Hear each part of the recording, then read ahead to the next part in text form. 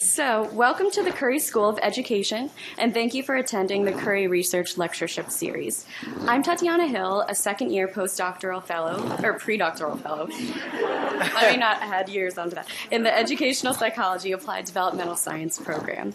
This series is sponsored primarily by the Virginia Education Sciences Training, or VEST, pre-doctoral fellowship program, which is supported by the U.S. Department of Education Institution of Education Sciences.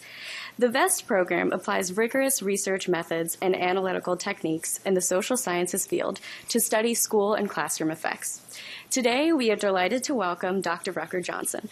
Rucker C. Johnson is an associate professor in the Goldman School of Public Policy at the University of California-Berkeley and a faculty research associate of the National Bureau of Economic Research. As a labor and health economist, his work considers the role of poverty and inequality in affecting life chances, focusing on topics including the long-run impacts of school desegregation, school finance reform, and Head Start. And I will also say that I saw his research featured in an incredible segment on school segregation on Last Week Tonight by John Oliver. And Dr. Rucker Johnson will be talking for about an hour, and please note that any additional or personalized questions after 12:30 can be addressed via email, as other meetings will be beginning at this time. So thank you all for attending the Curry Research Lectureship Series, and please join me in welcoming Dr. Rucker Johnson. Thank you. Thank you. Let's move this over here. Great. Well, I'm so delighted to be here, and I have to say that my trip in yesterday was eventful. I think that's the proper description. So it felt very thankful just to have made it, because a series of airplane delays and the like kind of made it a little bit more difficult than I had imagined. But I'm glad to be here. Certainly thankful that you all were able to be here with me.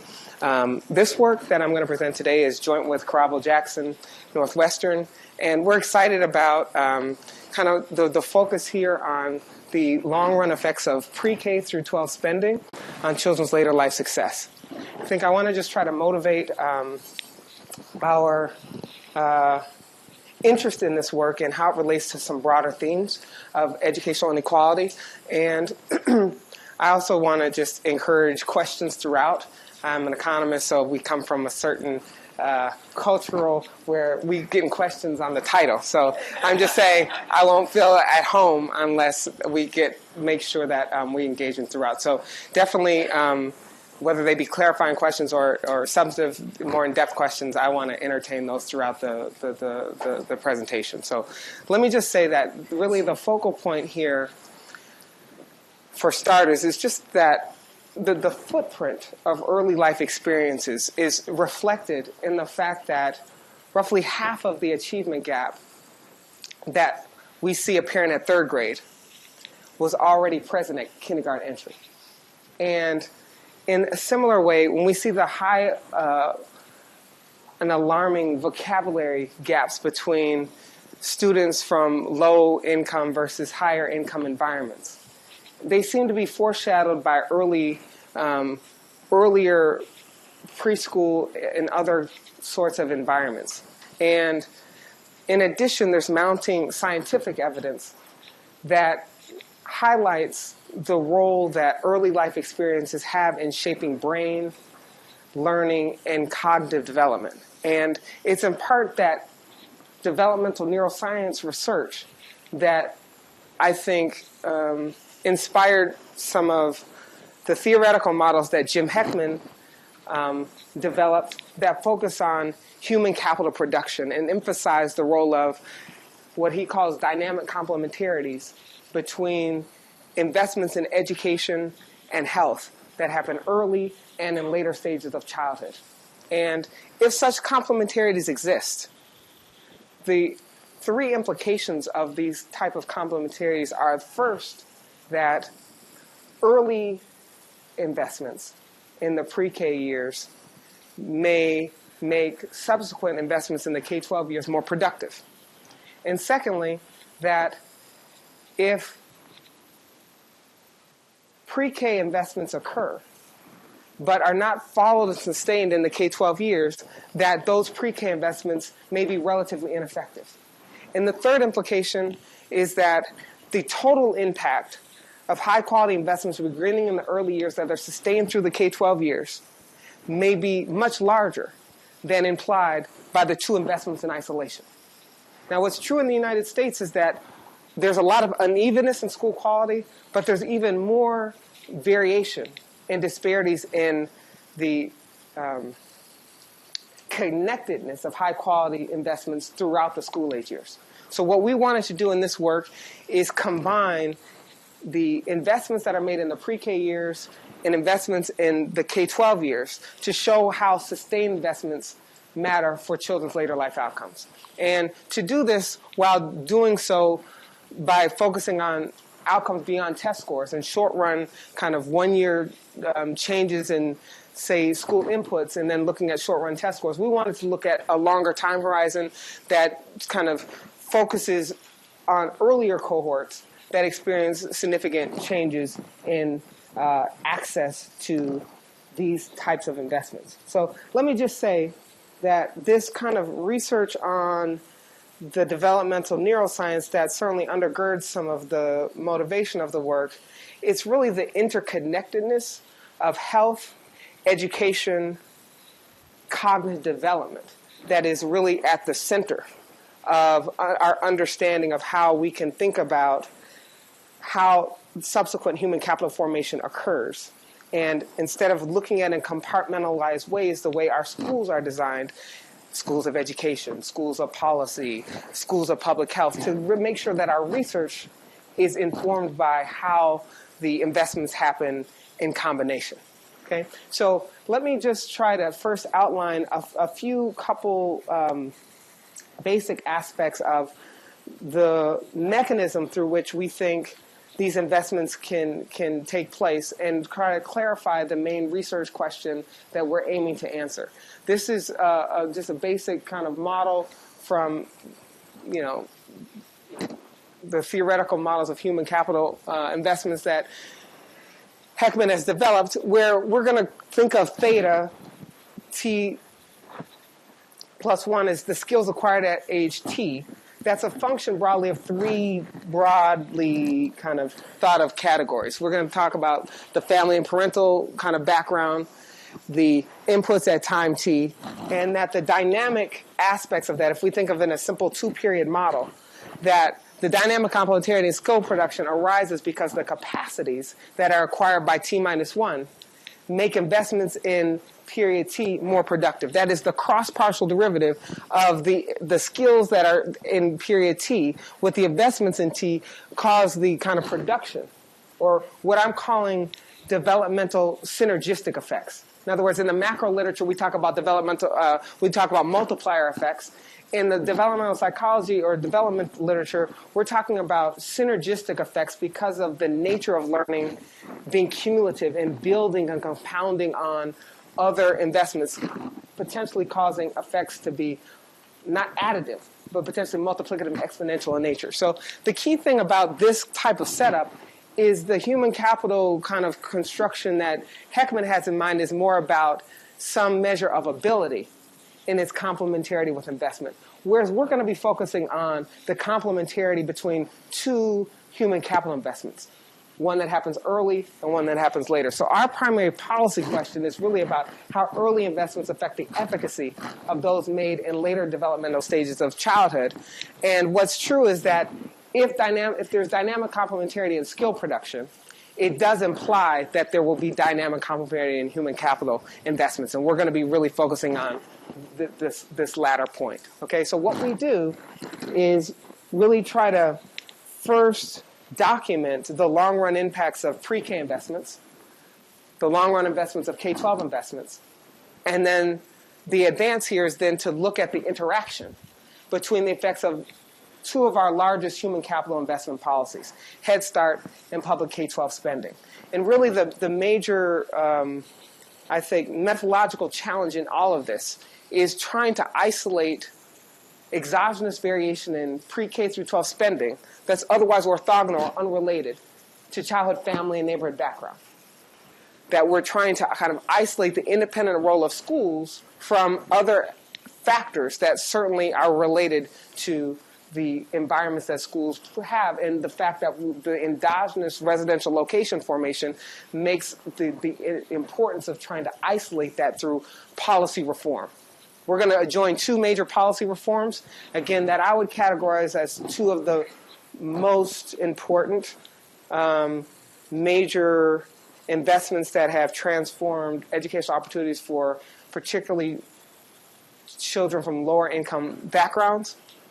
And we're going to track longer run outcomes beyond test scores so that we can analyze these life trajectories. And importantly, we're going to focus in this paper on cohorts that were born between 1950 and 1976, okay, 1976, that have been followed through adulthood.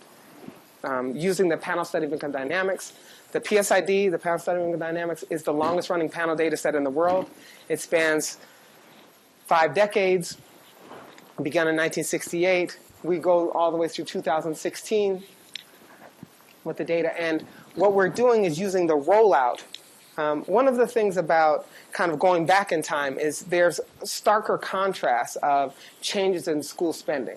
So we're going back to look at the initial rollout of Head Start as a shock to access to early child education. In this early era, we have cohorts that straddle the period in the rollout of the first 15 years of the Head Start program that was rolled out under the Lyndon Johnson War on Poverty programs. And what we're going to then do is it enables us to have children that are basically reaching age 4, who are otherwise of similar birth cohorts. But because one grew up in Evanston versus another grew up in another, say, location, they had access to a Head Start program at age 4 where another child didn't. And then we're going to look at that kind of differences in the subsequent trajectories using a kind of difference in difference approach. Okay? So there's kind of two aspects that I want you to kind of consider. We're looking at Head Start spending per poor 4-year-old in the local community as one of the major kind of policy shifters that affect access. Okay? And what's important about the counterfactual in this context is the lion's share, vast majority of kids in this period were cared for at home. Okay, so over 80% of kids are cared for at home as the comparison relative to, this isn't like today where even many lower income children are cared for in some kind of private pre-K environment. This is a setting in which many low income mothers are not working nearly the same hours as the contemporary period. So that's one piece. Another piece to think about in terms of the context we're going to study that's a little different is that this predates the major expansions in Medicaid and SCHIP. SCHIP didn't even exist then, but the point is even the expansions in Medicaid that have significantly expanded access to pediatric care, Head Start was its first of its variety that provided continuity of pediatric care in an era where the acute health conditions at young ages were a central aspect of what we kind of try to characterize what's the treatment here. So that's an aspect of what I want you to tie together with health and education. So when I talk about Head Start, I want you to think of it not as solely as some educational program. I want you to recognize that there's kind of 5 major components of Head Start. It provides access to pediatric care. It provides dental and medical screenings of various varieties. It provides nutrition. It's a nutrition program. It provides some parent outreach on parenting strategies for first-time mothers. There's a number of components in addition to the kind of curricular numeracy and creative thinking to spark kids' learning in the early years. So just kind of keep that in view. Okay? Now, we're going to use both this difference and difference design, but we're also going to leverage just the pure timing of the rollout. Do you have a Head Start center? I'm going to show you that rollout to actually instrument for Head Start spending, just to show you that the Head Start spending, while it's compensatory spending, meaning it's targeted toward the poorest districts in the country. So if anything, if you don't kind of account for the pre-existing disadvantage of the communities receiving these resources, you will greatly understate the actual benefit of the program. So we do a lot of care in terms of characterizing the communities that receive the funding versus those, because it's not like it is cut across socioeconomic lines and kind of negatively selected. Yeah, so it's certainly negatively selected. They targeted high poverty communities. I'm going to show you the map of where spending was, characterization. The eligibility, though, you had to be poor, okay, and only age 4. So now we have early Head Start, other things where it's 3 through 5, roughly, at this time period, age 4. Okay, yes. Do you have a sense of like how was it oversubscribed or to the inverse, like did parents? So nowadays we know that like Head Start tends to be oversubscribed. I'm wondering sort of utilization of Head Start back then, like this access we actually had. Yeah, that's a good point. So I'm going to show you a figure that best captures the take-up. Okay, it's not going to necessarily capture fully the oversubscription because that data is not available at the granular kind of community level that I would want it. But certainly I will show you something that says something about what was actually surprising to us about how fast the take-up was, how fast the rollout was, and how fast they dispatched a set of pre-K education leaders when there wasn't really a market for them prior to this. So that's actually his point.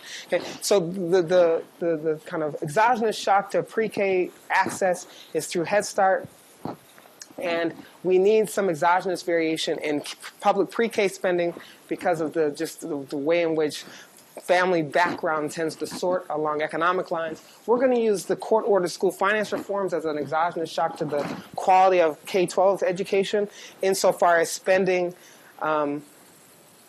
enables greater provision of public education. This builds on our prior work published in the Quarterly Journal of Economics, Claudia Persico and Carabo and I. So I'm going to spend a little less time convincing you of the validity of the court orders, but safe to say we do a lot to kind of compile the entire universe of court-ordered school finance reforms, with the earliest, the Serrano case in California from 1971 through 2010, so that we can characterize the timing of every court order, every legislative school finance reform, its type, the school funding formula that accompanied that change, so that we can isolate spending changes that are otherwise unrelated to the families themselves. Okay, so we're going to do those two things, and what's important is really combining the two. That both policies to explore the effect of the combination of early and late public human capital investments. Are we okay? Okay, so let me try to do a couple things about motivating the mechanism, because while the talk I may not be able to get all the way through to delineating exactly the mechanism, and some aspects of the empirical work can't get precisely at some of the mechanisms, though there's some suggestive evidence of them. But let me just try to motivate some of the mechanisms that we have in mind. This is not exhaustive, but just so when we talk about significant dynamic complementarities, how might they arise? Okay, so one piece is there is existing work that suggests Head Start fades out, meaning that the effects of Head Start, whatever positive ones that occur, by third grade, it's faded out. And that evidence is often taken of incorrectly, in my view, as evidence that Head Start is not effective. When in fact, what people are not taking into account is that not only are most low-income children arriving at the doorstep of kindergarten less school ready, but they're also entering K-12 environments that are often poorly resourced. And so the fact that investments that might be productive but are not sustained in the K-12 years don't lead to long-run returns shouldn't necessarily be surprising. So what we have to investigate is an empirical matter. So the two policies we're going to think of as having a direct skill acquisition channel and an indirect spillover channel. So what I want you to have in mind is typically these studies are focusing on Head Start participation, like at the child level, whether or not you attended Head Start. We want to kind of change that frame in thinking about how the community's investment in pre-K even affects the educational environment for all kids in the district, not just those that actually attended the program.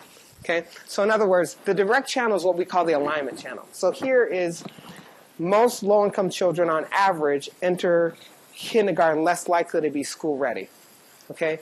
The district in K-12 usually tries to mold the curriculum around the model student in that district.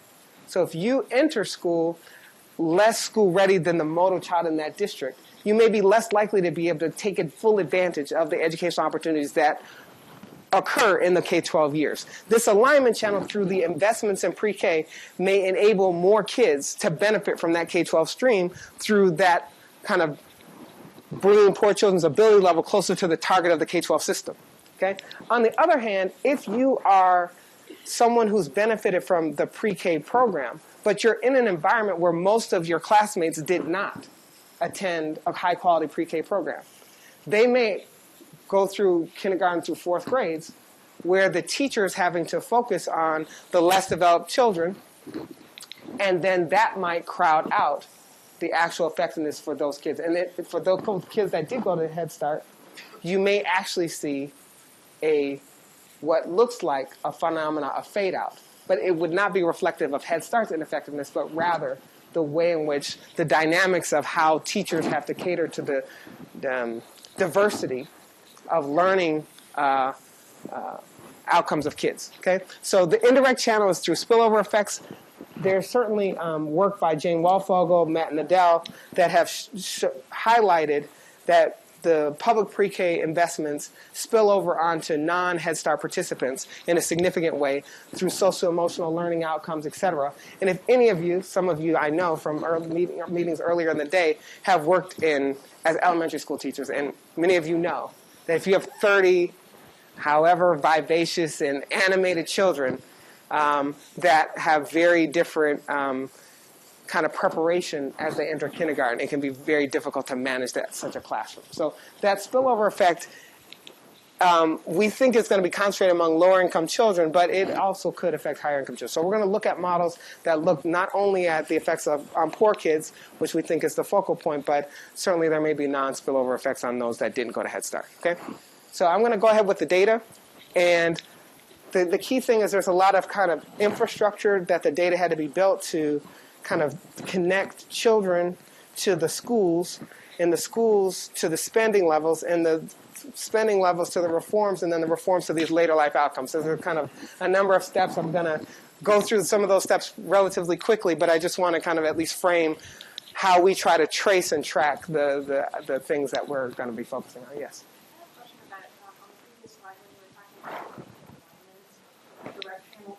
Yes.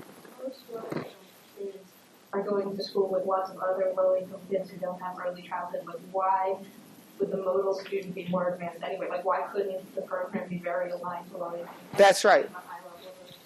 No, so that's right. So that's why it's kind of important to take into account not just whether you yourself or whether a child attended Head Start themselves, but rather what the overall community level of investment was, so that we could think of there being a potential interaction between you attending Head Start and whether the kind of community of your cohort, how many other from your cohort also attended. Both of those factors could affect what the outcome of that investment end up being for you.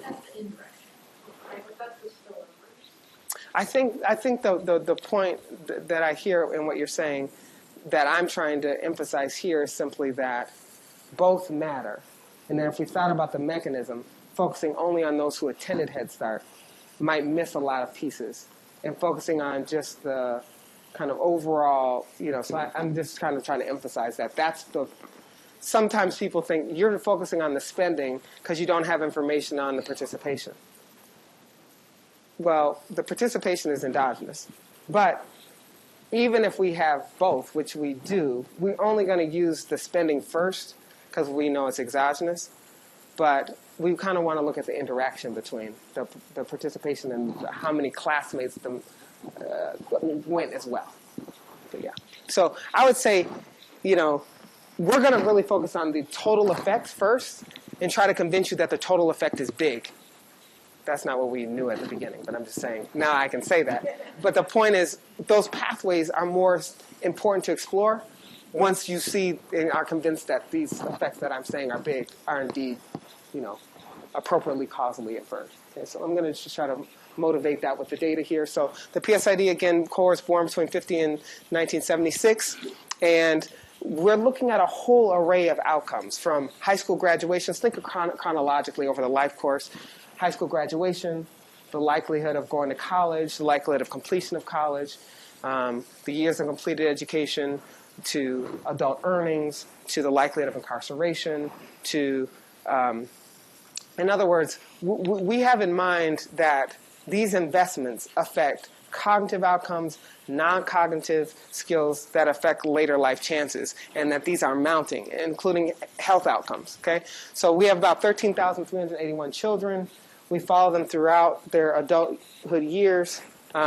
Because the PSID oversampled low-income families, as well as having a 98% non-response, a response rate wave to wave, it enables us to have like non-random attrition to be a much lesser issue than in other surveys.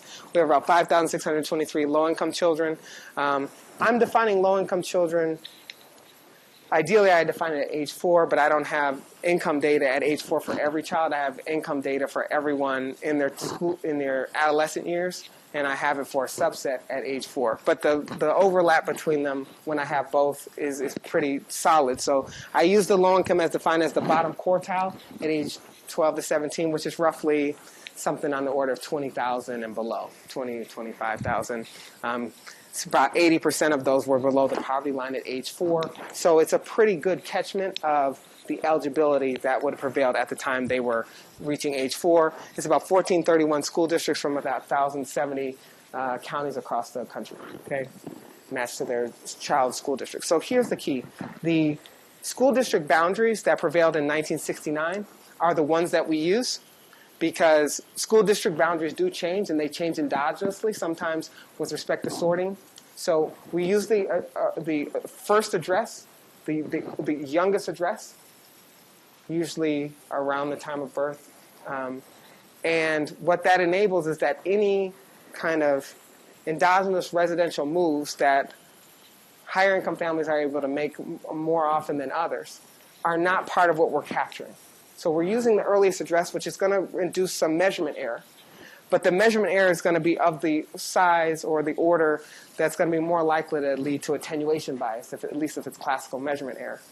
And it will not lead us to kind of overstate effects due to kind of some sorting channel. So if we use the actual address like at age, say 12th grade, the concern is that we're not only picking up the school effect, but we're picking up the family sorting effect. We're intentionally using the earliest address, recognizing there's some measurement error, that those that were born in a place doesn't mean that that's where they attended their school age year. So there's going to be some of that measurement error.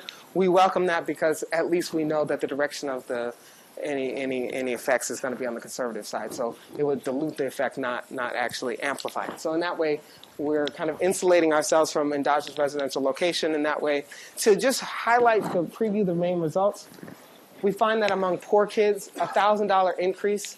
Well, let me just say a couple of things just so that we can kind of gauge the magnitude. So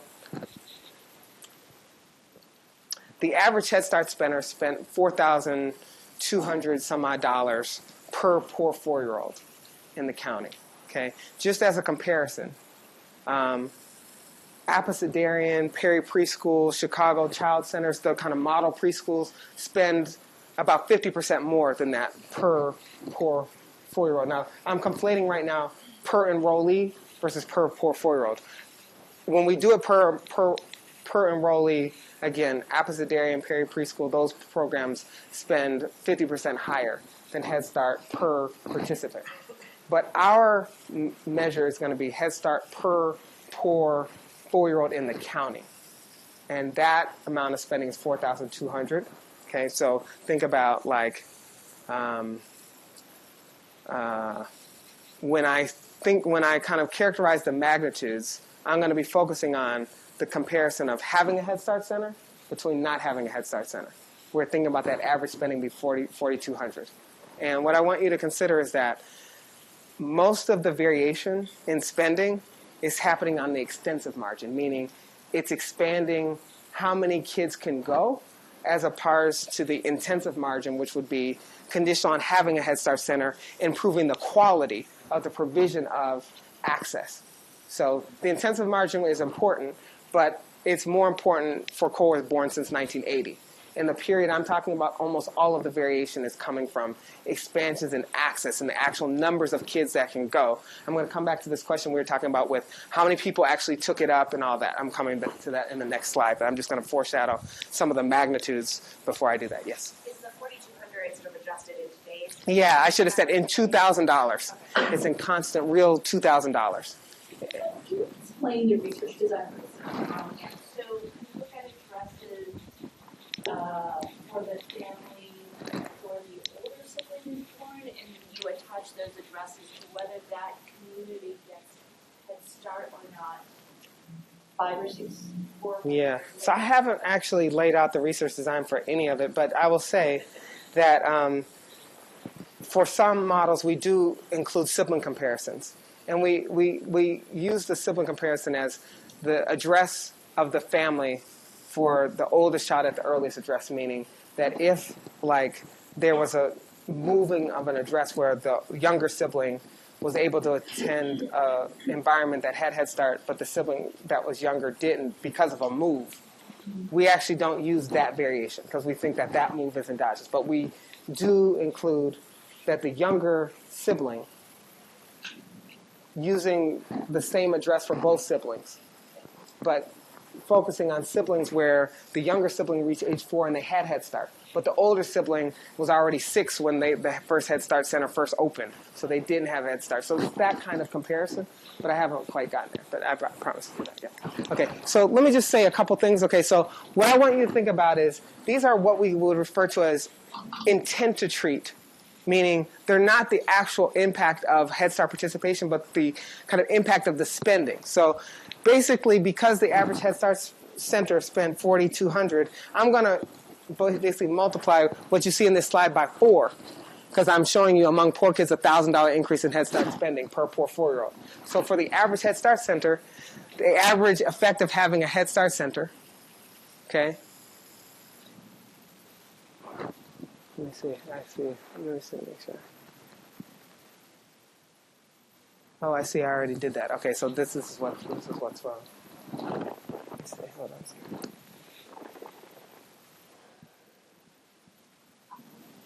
Yes. Is the first one is the intent to treat effect or the? Yeah, I think I think the reason this slide is off is because it's supposed to say the 4,200 on the increase in Head Start, and it says the 1,000. So I've already multiplied it by 4 on the bullets, but I did not have the first thing 4,200. So I was like, it's not a 40% increase in high school graduation rate. Okay, sorry. Okay, so what it should say is among poor kids, the average Head Start center, like that increase of $4,200 in real $2,000, translates into a 10 percentage point increase in the likelihood of graduating from high school. 0.33 increase in years of completed schooling, a 10% increase in wages, and a 3.2 percentage point reduction in the likelihood of adult incarceration. Those are really big effects, particularly once I even put them in a treatment on the treated that I'll describe in a second. But right now, these are intent to treat. These are big estimates. These are not the dynamic complementarity. These are the average effects. Okay? Yeah. I wonder if you'd be so kind as to elaborate a little bit. That 3.2% reduction in likelihood. What's the baseline? What's the baseline? Yeah. Reducing from? Yeah, I promise to come to all of that. This is just more of the preview, just so that I can whet your appetite for the more in-depth discussion of each one of them. I promise I'll do that. Yeah. Okay. We find strong evidence of the significant dynamic complementarity, meaning we find that the marginal effects of this Head Start spending double when K-12 spending is 10% above average versus average spending.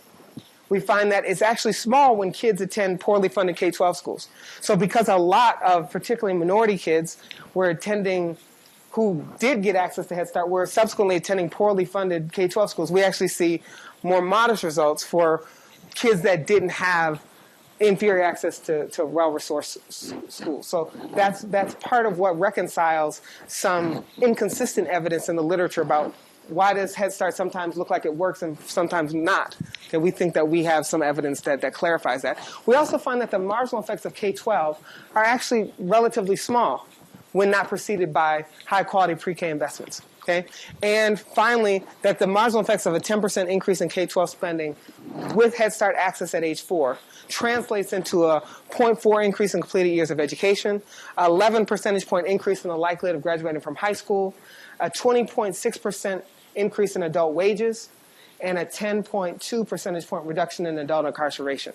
So these are huge magnitudes. Now, when we talk about the K-12 spending, I'm talking about a 10% increase in K-12 spending experienced throughout the school-age years. I'm not talking about like a one-year increase. I'm talking about 13 years sustained increase of that 10%. So that's a sizable investment. But so those are the impacts. I would say in total, the magnitudes are so large that a 20% increase in pre-K through 12 investments could close up to 2/3 of the gaps between low-income and non-poor kids in terms of adult outcomes across the outcomes on average. So when we come back to the magnitudes and all that, once I kind of get through the design. So the key thing is that we went back to the National Archives Records Administration to compile for the entire country the Head Start spending at the county level per poor 4-year-old. There's a lot of details that I'm not going to go into right now, but we identify the pool of grants potentially for Head Start through string searches. We verify them with the state records from the early kind of state records from 1965 through 1975 to verify their veracity, the stock and flow. There's a lot of kind of data quality things. We match it up with Miller and Ludwig, who have a piece related. County level federal program outlays, and then we combine that with the school finance reform K-12 spending that we have dating back to the early to mid 1960s. That is annual through 2010. So we compile all of that like in a longitudinal panel data of schools. And what's important about Head Start, and this is just kind of giving at this rollout, the first 15 years of the program, it was rolled out relatively quickly, but it started as a summer-only program. So even when we talk about like, well, what was the program? It didn't become a full-day, full-year program till 1972. The lion's share of the first parts of rollout were only summer programs. So when we talk about Head Start and attending, you have to think about the duration. You have to think about the quality of the teachers. You have to think about the quality of the programming, how many kids were able to be staffed, served, et cetera. So those are things that we're kind of just highlighting. Now, this is what was surprising to us in thinking about scaling the effects and the amount of ways in which Head Start affected enrollment in pre-K. So these are national data. Okay, you can see that the number of enrollment per poor 4-year-old. Okay, this is just showing you that leading up to Head Start, less than 10% are attending a pre-K program. Head Start or otherwise, okay? So that's why I'm saying the counterfactual is home care, okay? But additionally, we can show and we find that cohorts that were born between 60 and 74 here, or this time period, roughly 75% or 3/4 of eligible kids were actually enrolled in the program. So we have a big kind of fast rollout, but we also have a pretty significant take-up of the folks that are actually eligible, which is pretty surprising in a pretty short time period. So if you think about the intent to treat, you'd kind of be dividing it by roughly 0.7 to kind of think about the treatment on the treated. You know, if we talk about full day versus summer only. But this is a significant coverage, which is actually quite striking. Okay, so I just want you to kind of think about that. This is the percent age 3 to 4 in full-time daycare, and you can just certainly see that Head Start played a central role in that for low-income children in particular. Questions? Yeah.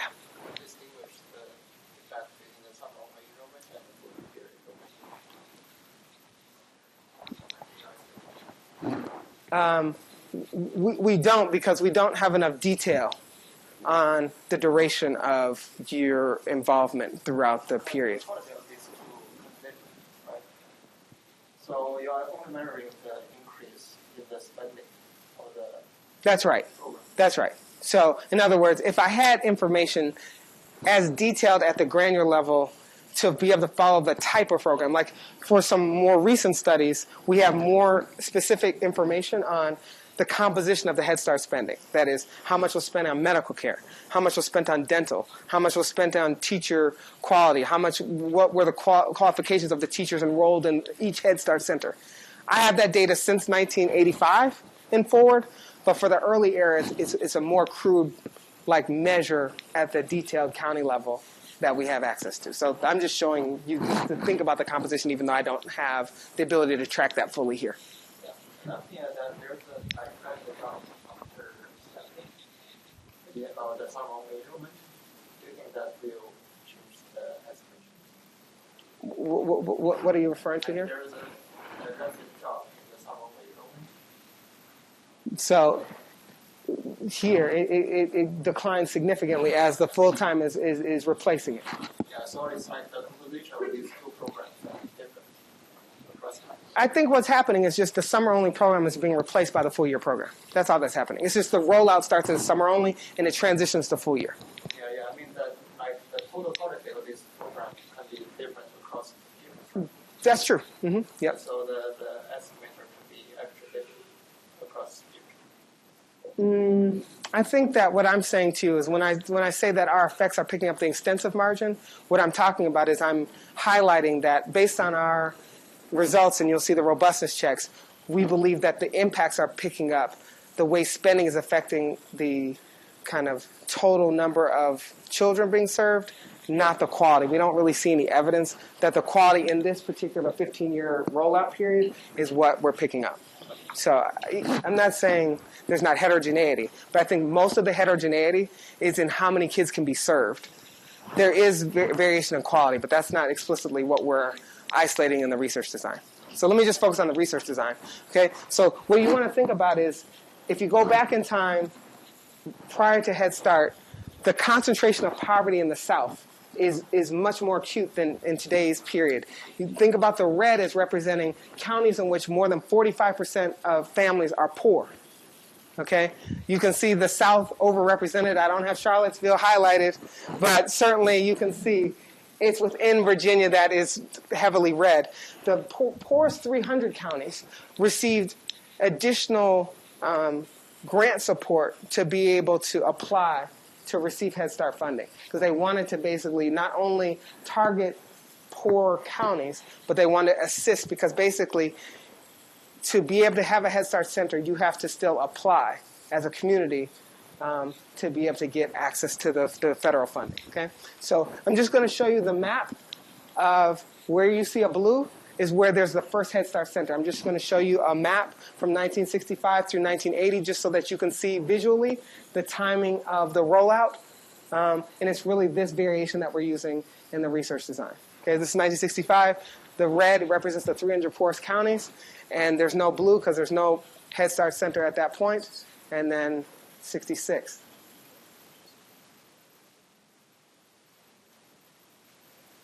Okay, the take home, even though that was fast, is the blue happens fast. Okay, the blue happens like boom. But the point is, what that does is enables me to have very strong contrast before and after of children that are roughly born in similar time period. And most of this rollout, majorities had their first Head Start center established between 65 and 70, and the variation in both the timing and the amount of spending is what we're going to try to capitalize on here. What I want you to just remember is that even though by 1972, the front page of the New York Times leads with Head Start failure does not improve outcomes for kids, that could have a 2015 title just the same. My point in saying this is that Head Start has been deemed as having some type of fade out almost as early as the program first set out. Okay? But note that the 2 years in the 1967 fact sheet say 98,000 eye defects treated, 900,000 cases of dental problems with 5 cavities per child, 740,000 without polio vaccinations who received vaccines, 1 million given measles vaccination. So you have to contextualize the time period is definitely treating a very acute set of health conditions that children are bringing to the school readiness that's impeding their potential development. That has to be kind of thought of as in concert. So we're going to be kind of using this geographic expansion of Head Start programs and the spending increases for the first 15 years. Because of residentially mobile families able to enroll their younger but not older children, we're able to do some sibling comparisons as well.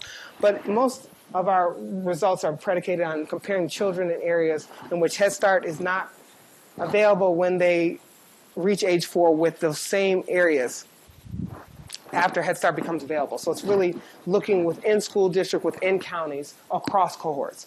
So children from the same exact communities before and after this change in access. Okay, so it's really this changing availability of Head Start beyond the control of parents that we're kind of getting independent variation on access. Yes?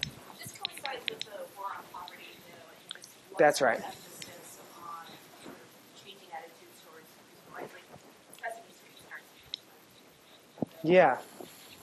Yeah. So what we do is, this is one of the benefits of having kind of worked in this particular era of policy changes is that I had previously done work on school desegregation. I had previously done work on community health centers, on desegregation of hospitals.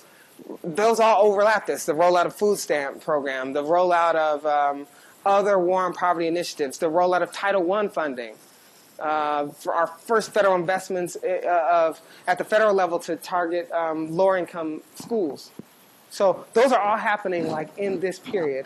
But because I've done work in those other areas, I was able to compile those policies to ensure that whatever we're picking up is independent of those, even though those have their independent role. So I'll come back to like how we kind of deal with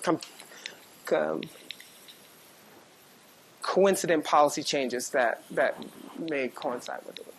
Okay. So what I want you to kind of see is I'm going to present to you a series of event study figures that show the pre-period leading up to Head Start and show you the post-period in non-parametric form so that you can just see visually results that suggest no pre-existing time trend and significant increases in outcomes that follow a dose response. So I want you to think intuitively of the treatment in kind of medical parlance as the investment in schools.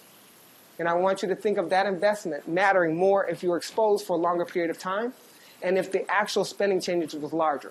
So there's two components of the exposure. It's the intensity of the treatment, how long you were exposed. Okay? For Head Start, you can only be exposed 1 year. But for K-12, if it just happened in your 11th grade year versus happening throughout your school age years, I'm trying to characterize, do we see a dose response? That is, the longer and more intense the treatment, do we see that change? So that's what I'm going to be foreshadowing throughout these event studies so that you can see for yourself how we come to the designs and outcomes that we do. So first, this is the year the child turned age 4 minus the year of the initial county Head Start center in that county. Whenever this is negative, it means you were 5, 6, 7, 8, 9, 10 when the first Head Start center happened in your county. Anytime it's on this side, it means you were younger, 4 or younger, so you had access. Okay. What we see is county Head Start spending per poor 4-year-old in real $2,000. A high Head Start spending place is roughly at the kind of $5,000 range on average. A low Head Start spending place starts, but then it's not really sustained. Okay. So first, I'm just showing you Head Start spending by Head Start spending in 1980, and there's many places in which it started but then wasn't sustained in terms of significant levels. I'm going to match that up with outcomes. So this is just that same thing with 95% confidence intervals. But I'm going to show you this with outcomes. So this is that same thing, but replacing the outcome as being Head Start spending per poor 4-year-old in 1980 by changes in the years of education. Okay, completed education. So this is the years leading up, cohorts that were born before having exposure to Head Start. And then we see a significant increase in years of completed schooling. And we see this in particular that looks like it's increasing, that follows the increasing access in the number of kids that were potentially affected. So we see no evidence of a pre-existing time trend and we see at least visual evidence that outcomes improved related to Head Start. And we don't see this as apparent in places that had low Head Start spending. So this is the same thing. Remember, this is the figure of what I would kind of think of as the first stage of Head Start spending and its rollout timing. And then this is on educational outcome, years of education. And then we see the same no pre-existing time trend when they had low Head Start spending in 1980, but we don't really see that kind of sustained significant improvement. It starts and then it looks like it follows a similar pattern that we see with the Head Start spending. So is this sort of top half, bottom half spending? Oh, sorry, I should have said that. Yeah, so think of it as the bottom third and the top third. Yeah, I should have said that. Top third, like the bottom third and top third. Just as a way to kind of visually foreshadow where we're headed, okay? So I want you to kind of see these things together. Like this is the kind of Head Start spending, and this is like how the outcomes look to evolve. This is just, I'm showing you this for education, but we do this across all the outcomes. I'm just trying to show you some visual, non-parametric look at the data, okay? Then we're going to nest this within a difference in difference framework so that we can put standard errors and kind of formalize the model to say, looking at outcomes for individual I, from cohort C, from birth cohort B. I said district C from cohort B. And this is really the Head Start spending per poor 4-year-old at age 4, where we're going to include county fixed effects, in the subsequent models will include school district fixed effects, race-specific and region-specific birth year fixed effects, a set of controls and family-level kind of controls, and we're really focusing on this effect of Head Start, okay? And the key thing about this kind of assumptions is that it requires a common trends assumption, which appears to be validated with the event study design, and then no other changes, which is like this war on poverty, the other kinds of coincident policy changes we're going to explicitly account for. And we see the results are resilient to all of those things. So the first thing I want to convince you of is if this was really what I'm calling it, a causal effect of Head Start spending, then what should be the case is I should be able to perform a set of placebo tests, so a set of falsification tests that say if Head Start spending increased, but it happened when you were 5, 6, 7, 8, 9, 10, or it happened when you were 0, 1, 2, 3, if I'm seeing any effects when you're not actually eligible for Head Start, it would suggest I'm picking up something else, some coincident set of things. So conditional on the spending at age 4, indeed we find there's no effects of Head Start spending that happens at other ages. I'm going to show you those. These are kind of like event study, but controlling for the amount of spending you have at age 4 does whatever amount of spending happening at non-eligible ages, 0, 3, 6 through 10. Does that have any impact on outcomes? Again, these are the results happening at 0 to 3, 5 to 10. We see nothing, but we see a significant increase, roughly again a 0.33 increase in education. For that, when I'm calling the 40, I'm just showing you all the marginal effects at 4,200 primarily because that's the average spending of the average Head Start center. So I'm just showing you like the thought experiment of having a Head Start center on average versus not. Okay, but this is for completed years of education. This is for high school graduation. Again, this is like a 10 percentage point increase in the likelihood of graduating from high school. We see it at no other ages. In other words, if you're trying to think of alternative explanations that account for the results, they would have to be changes that occur within a district, but only matter at age 4. So I'm just saying there's certainly some candidate ones. I'm just saying Head Start sounds like the one. So we're going to stick with that, but I'm just saying we've done a number of things to try to think about alternative explanations, but it would have to be something that's very age-specific that coincides with what happens at age 4. Okay, we see this on adult wages. Again, no other ages but at age 4. And we see the same thing with the annual incidence of poverty. Meaning the motivation for the policy itself is really to try to break the cycle of poverty. If you look at Lyndon Johnson's first presidential address on this topic, he was hugely optimistic that this was going to be the centerpiece to break the cycle of poverty. It's actually inspiring to listen. Okay, but the point is, you know, since then we've become more cynical, like, oh, that doesn't work. Okay, so I'm just saying I wanted to go back and see, can this work? We do see evidence that specific changes affected the annual incidence of poverty in adulthood, And similarly, in incarceration. You know, one of the things about criminal involvement is that it's sometimes the long-term outcomes of failed school systems that we then put off on the criminal justice system to deal with, when the more effective preemptive and preventative strategies are most cost effective and are equity efficiency enhancing. So we do look at some of these incarceration things, but for now, I was just putting these up to convince you that when we look at Head Start spending by age, we see evidence that's consistent with the validity of the research design. Okay? Are we okay so far? Okay, so that should convince you so far, hopefully, that Head Start is a plausibly exogenous source of spending for the pre-K. And then I'm going to go quickly with the K-12 in the same vein, but not to the same degree. And then I'm going to focus the rest of the conversation on interaction effects, because that's really what I said this was about, which is what the hope is, okay? So this interaction effect, school finance reform, again, most of spending on public pre-K before 1975, the lion's share was predicated on local property tax wealth. Okay, that produced significant spending disparities and significantly more tax effort for lower income communities. That still translated into far less spending per child in the district because of the vast differences in local property tax wealth. Okay? That fueled the school finance reform movement to try to create fiscal wealth neutrality, where school spending would be solely a function, and the health of a school community wouldn't be solely a function of the financial health and wealth of its district. Okay? So school finance reforms began in 1971, and basically 28 state school systems have undergone a successful court order, and many other ones have experienced a legislative order. Okay, the court-ordered school finance reforms are much more plausibly exogenous, because legislative school finance reforms usually accompany improvements in economic conditions. Legislators usually feel like they have more discretion and can afford to kind of think about equity kinds of considerations when the economy is improving.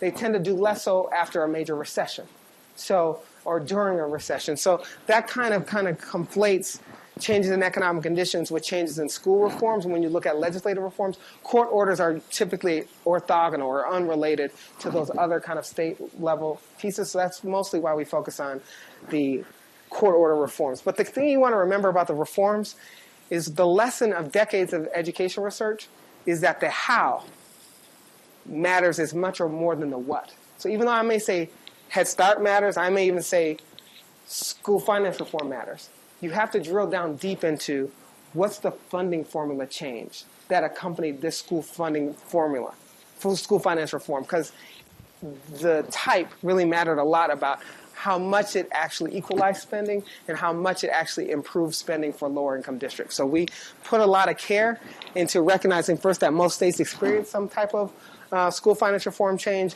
building and compiling an entire case inventory of every known school finance reform case, and then carefully trying to delineate how the funding formula change affected the incentives around what the change ended up transpiring. So I didn't, before I got here, I usually do this, but I didn't go back and look at Virginia and try to give you the state of affairs for school finance reform in Virginia. So I don't have that right handy, but I usually would.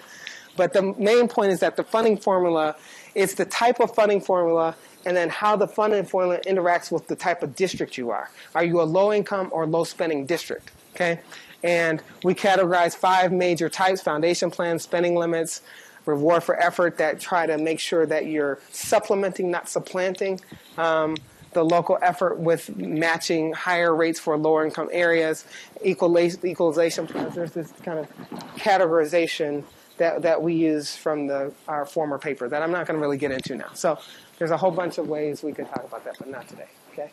So we summarize all that information.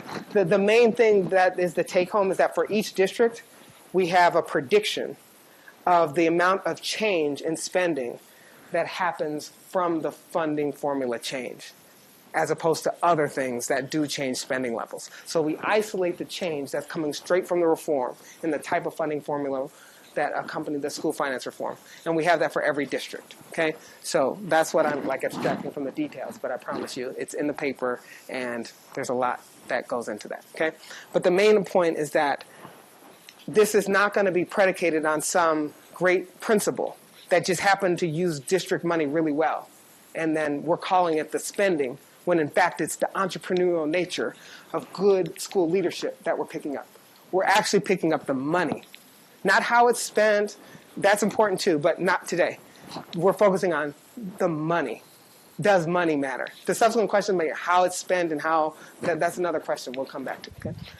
Okay, so what I want you to see from the event study is that when we have a instrumental variable for the spending that predicts a significant spending increase versus a reform that is predicted to not have a significant spending increase. I just want you to see that leading up to the reform, the spending looked like it was similar.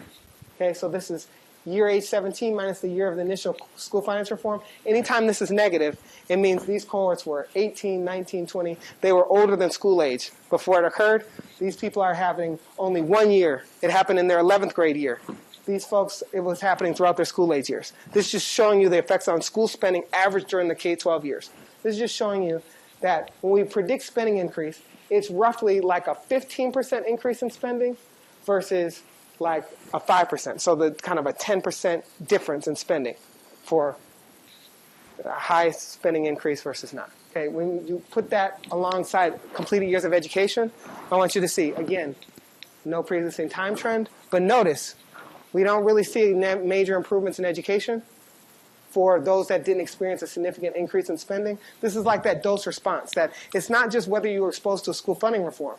It matters that that funding reform translate into major increases in dollars for you in your district. Okay, we only see it, okay, when it was for places that had a significant spending increase, and we see it on an order that almost increases years of completed education by a full year when exposed throughout their school age years. Okay, now when you put these alongside, side by side, this is the effects of school finance reform on K-12 spending by predicted dose, and this is the same thing for educational attainment side by side. Now this is really the visual like story that we do in the explicit two-stage least squares.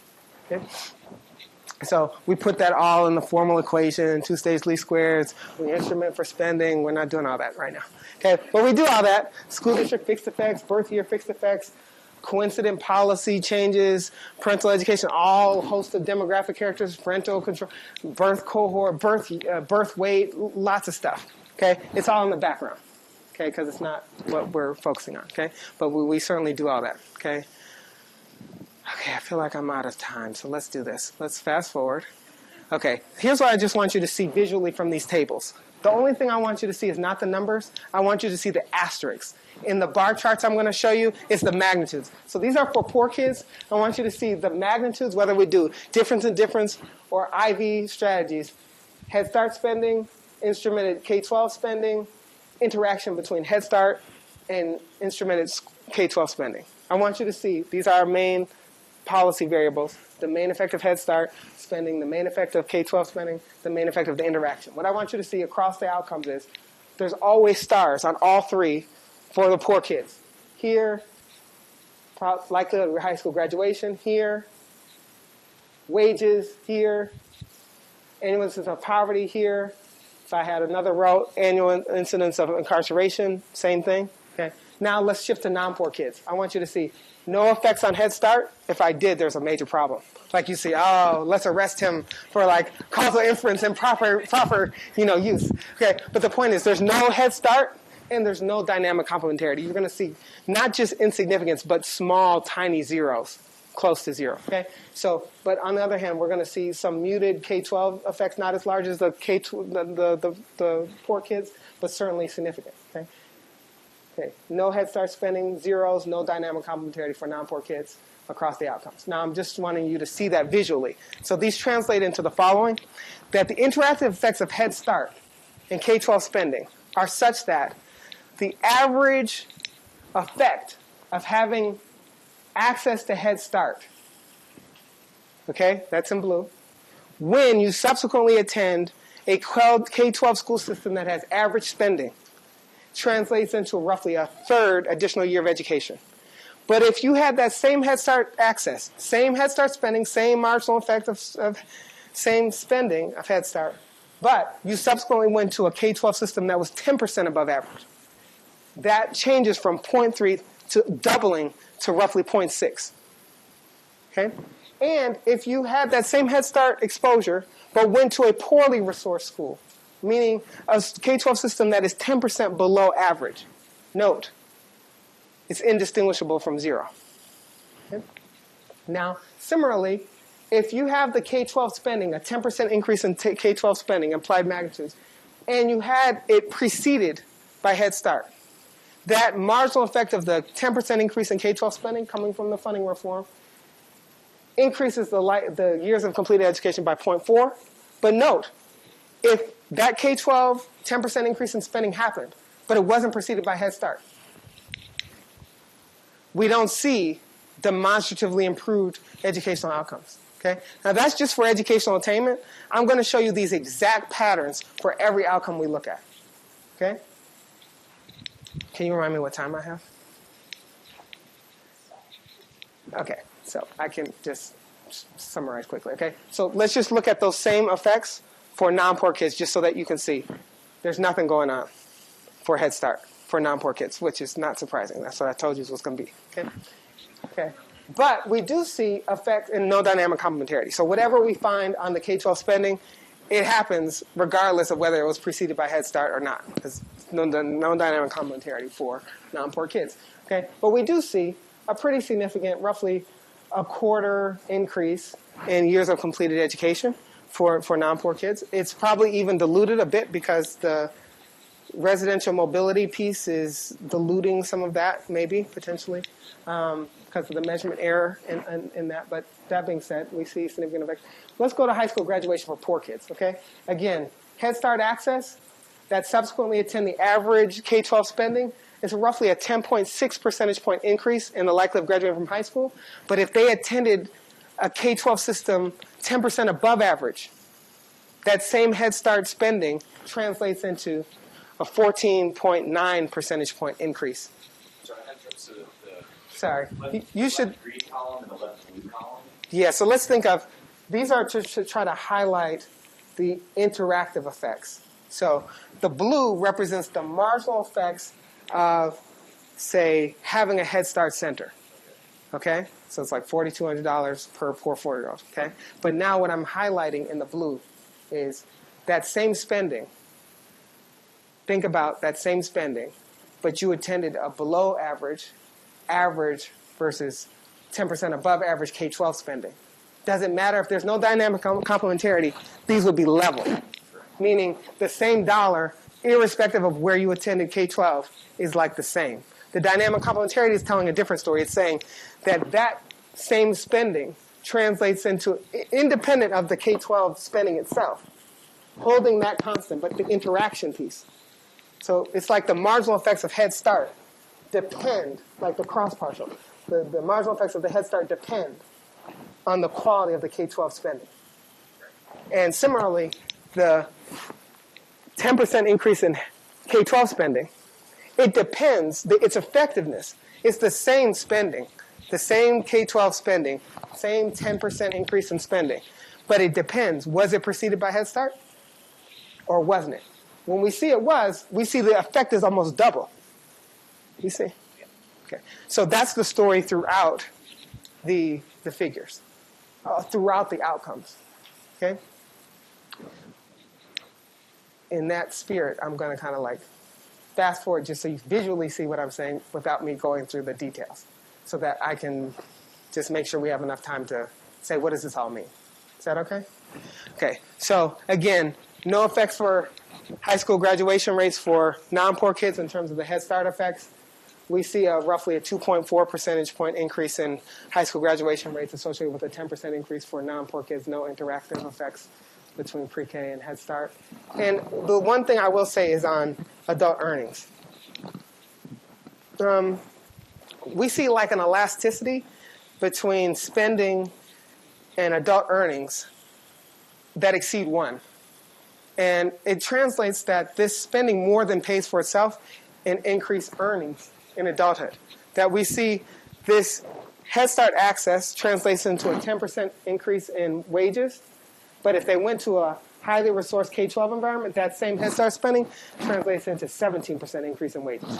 Okay, nothing if they didn't go to a highly resourced pre-K, K-12 environment. And similarly, this 10% increase in spending translates into a 20% increase in wages when it's preceded by Head Start.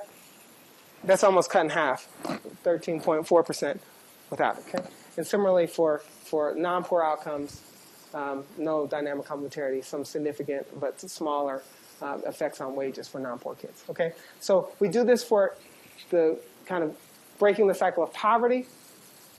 I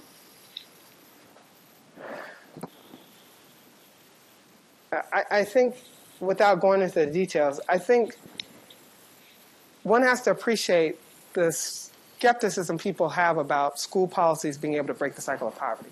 There's generally like, yeah, okay, that's nice, that's cute, like this doesn't really work. I'm just saying, let's revisit that conventional wisdom that actually sometimes is been propagated by my fellow economists in the profession. No disrespect, Eric, can you say, no, I'm not on TV. I'm not on TV. I'm sorry, I'm on TV. I didn't say that. I really didn't mean that. Okay, so anyways, what I'm saying, though, is we have taken some concern that this vast increase in the school spending have not translated into improved outcomes. I think we need to reconsider those conclusions, okay? So incarceration, let me just back out to say, we do this on sibling, we do a bunch of robustness checks. I don't feel like that's the way I should use the final points I want to say. So let's just say this. Okay, the policy experiment we have in mind at the very end is to think about, typically we think there's an efficiency and equity trade-off between compensatory spending on education and kind of what's efficient. So we think that if we have an equity-minded redistribution, that it's going to sacrifice some efficiency, that we're not going to be spending in the most productive ways. Our results actually suggest there's no equity efficiency trade-off for early child education investments. And importantly, we go through a thought experiment where we say the following. If you were thinking about a cohort that was currently reaching age 4, and you were debating the efficacy of whether it would be more productive to invest the same amount of resources, given prevailing levels, do an increase of the same amount of spending in present discounted value terms for pre-K versus K-12, the same present discounted value, which would give you the greatest return? Now, if we were already at optimal level, the marginal returns would already be equalized so that the relative returns of pre-K to K-12 would be 1 if we were at the optimal place. Because basically the relative marginal returns to investing in pre-K relative to K-12 would be roughly equal on the margin if we were already at an optimal place. Okay? What we find is if you don't take into account dynamic complementarity, you get the answer completely wrong. So, in other words, the answer to the question is, if we had a decision to make, should we be investing the marginal dollar on more pre-K or expanding more investment in K-12? Now, we really shouldn't do this either or, because the whole point of dynamic complementarity, you got to do both. But I'm just saying, we still have to make some decisions about, are we, given prevailing levels, are we under-investing in pre-K relative to K-12? That's the thought experiment, okay? What I want to say is, this is what the picture looks like without taking the dynamic complementarity role into play. That is, the fact that the K-12 spending makes the pre-K spending more effective, that the pre-K spending makes the K-12 and vice versa, right? This is what it looks like, okay, for like, say, years of education. But this is what it looks like with the role of dynamic complementarity. Importantly, look at the green line. The green line represents that you had access to Head Start and you were 10% above average K-12. Now, the reason it varies on county poverty is because pre-K is targeted. Head Start is targeted to poor kids. So if you have more poor kids in the district, more of that money is going to more students who are poor. So the real take-home here is that when you take into account the dynamic complementarity, it becomes clear that the returns to investing the marginal dollar in Head Start, when they're already going to attend a school that's 10% above average, is significantly increasing. That the relative returns of pre-K to K-12 are much higher, much far above 1. Okay, and increasing in the concentration of poverty. So the take home here is that there's not only no equity efficiency trade-off, but that it suggests that we're underinvesting in pre-K relative to K-12 if we want to maximize the returns of those dollars to transform outcomes for kids. So there's more to say, but in summary, we find these important effects of dynamic complementarity, that the effects of Head Start are small when public pre-K spending are low.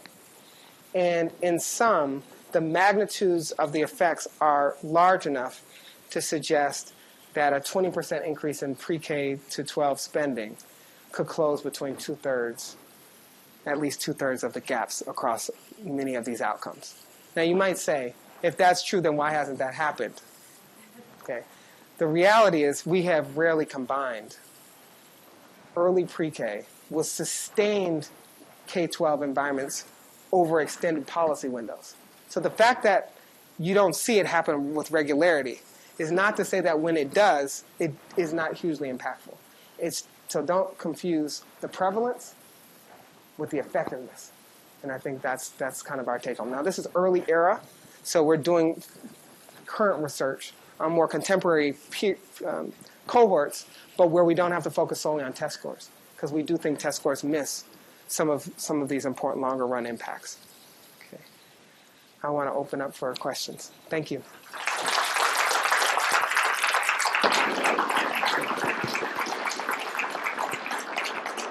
Thanks. This last point I was trying to say at the end, which is that at the average funding levels in the 70s, that the marginal dollar spent on Head Start was much more efficient at improving long-run outcomes than the same expenditure on K-12 spending. Okay, thanks.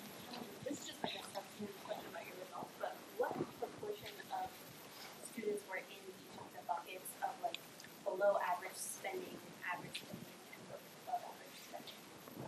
I would say that the typical low-income child attended a school that was poorly resourced.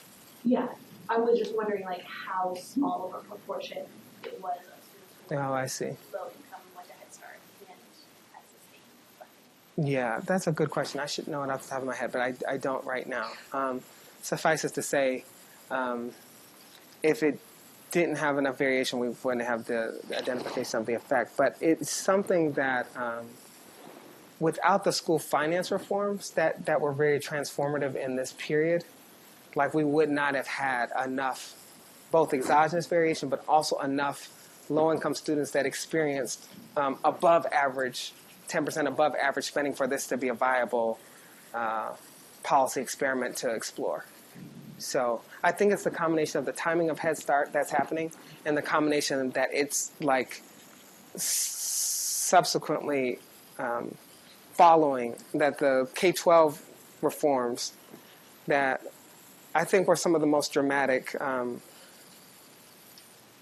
funding reforms of the last 30 years. So I think it's that combination that gives us enough, but I don't know. I should know it, but I don't know off the top of my head. How many kids get access to that opportunity? Yeah. Too few. Sorry. Other thoughts, questions? Yes. You said that you were looking at some more concerned outcomes. Yeah. I'm curious your thoughts on how this complementary change that's helpful, because the counterfactual changes are seen in the Head Start, but Right. also like the levels of many of the outcomes have changed over time. So high school graduation rates have increased over time, so that's less of the Yeah. I think there's two things to say. I think to square this with where we are today, one has to appreciate that family background is still the most central and important single determinant of children's success.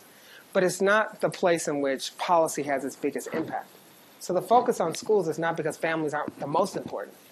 The focus on schools is because that's where our policy instruments can be most transformative to affect change. So it's that we're in an environment where the family structure of increasing single-parent families has made it harder to have equitable investments in kids at the family level that's happened in concert with some of these compensatory reforms for schools that have been more redistributive and equalizing in their effects. So some of that is there. But also I would say the more things change, some aspects actually stay the same and become even more consequential. So for example, the increasing returns to education are much higher today than they were then. So the consequence of having an unequal educational system and inferior access to quality schools is arguably more important today than it ever was.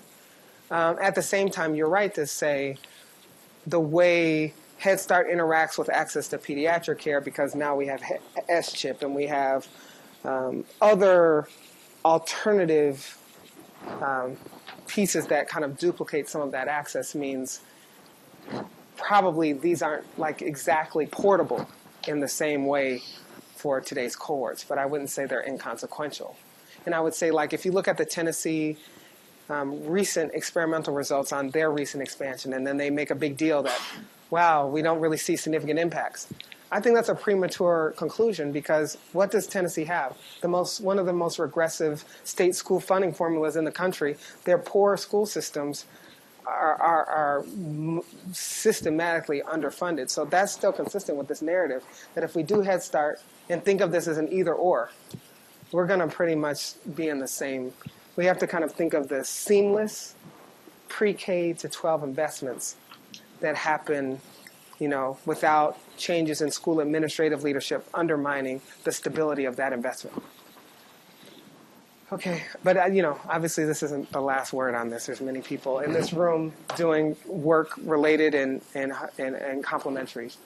We're just trying to, stay in the lane that we think we have some new work in, and we're trying to do newer cohorts to try to continue to amplify the message. Okay. Yeah. Question about the mobility of families. Mm-hmm. Yes. It seems like, if I was understanding correctly, the assumption was that by using the address at birth of the oldest child, the assumption you have is that families will tend to move to wealthier areas if they have means.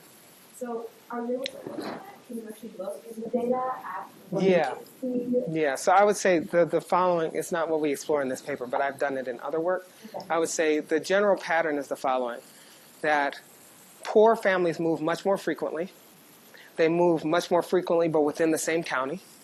They rarely are able to escape the kind of poverty conditions, particularly minority families, and that more educated families tend to move out and to more upwardly and more opportunity-rich environments, that you would then be picking up the family socioeconomic advantage, not the school. So that's what we're trying to kind of indirectly kind of deal with. But it is true that there's actually more residential instability, what I would call, among lower income families. So there's more frequent moves, but they're not moves that advance educational opportunities for kids. They're moves that are kind of more family instability. Whereas for more educated families that typically are often more, on average, intact, quote unquote, they tend to be moving to more upwardly mobile communities. And that's certainly a part of the story, but not for this paper. Yeah. Okay? Yeah. Mm-hmm. Do you have a sense for when you were looking at the communities where Head Start came in, did the, so those cohorts then going through K-12, like, do you have a sense of basically, like, did that cohort change in terms of, like, did many of those students, because kids ended up sort of going to Head Start, like, what did the peer composition of those hospitals look like as they were going to K-12? Do you have a sense of the percentage?